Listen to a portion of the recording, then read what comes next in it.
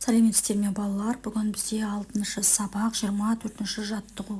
Тақырыппен суретке қарап өлеңнің мазмұнын болжа. Сонан соң өлеңді оқы.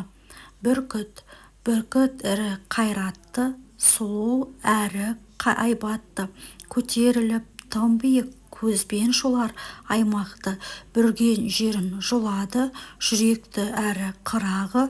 Бүркіт алғыр текті құс, ең мықтысы қыраны. Оқыған өлеңнің сипаттау мәтіні екенін дәлелде.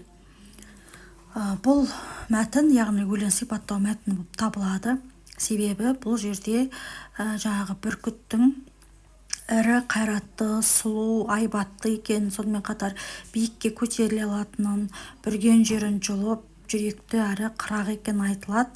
Сонымен қатар өлеңде бүркіттің сыртқы пішіні, мінез құлқы, қасиеттері де суреттелген.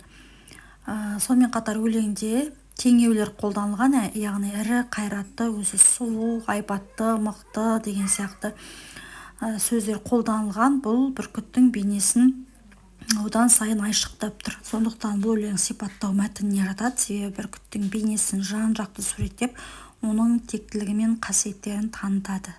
25-ші жаттығу. Мәтінді оқып, оны жоғарыдағы мәтін түрімен салыстыр. Ұқсастығы мен айырмашылығы неде? Зат қайсысында нақты, қайсысында бейнелі суреттелген? Қыран бейнесі еркіндік белгісі, ол биік арманды білдіреді. Оның мәні әлемдік өркениетке ұмтылу, жету ниеті деген сөз. Аяқтан шалғысы келетіндерді топшысымен қағып, ерен қайрат көрсету бейнесі. Мәтіннің соңғы сөйлемін жаз. Бұл мәтінді жоғарыдағы бүркіт деген мәтінмен салыстыратын болсақ, екі мәтінінде де қыран мен бүркіт бейнесі суреттелген.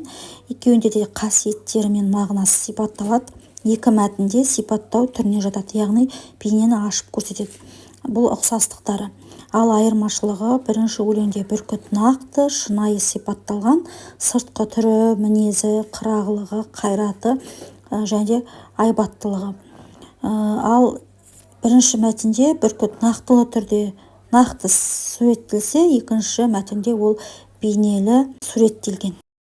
Назар аудар, зат ғылыми мәтінде нақты, ал көркем мәтінде бейнелі суреттеледі. Ғылыми мәтінде заттың қайда кездесетіні, сыртқы бейнесі, түрі, яғни адамның қалай пайдаланатыны ескеріледі. Балалар, бұл ережені жаттап аламыз. Себебі бізде алда мәтіндерді талқылаған кезде бұл бізге керек болады.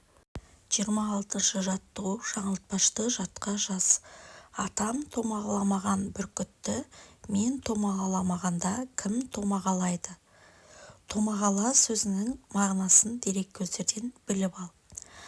Томағала сөзі бұл көне түркі және қазақ тілінде қолданылатын сөз.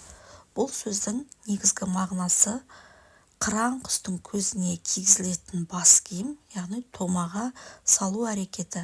Мысалы, қыранды томағала құстың көзін байлау немесе тыныштандыруды айтады.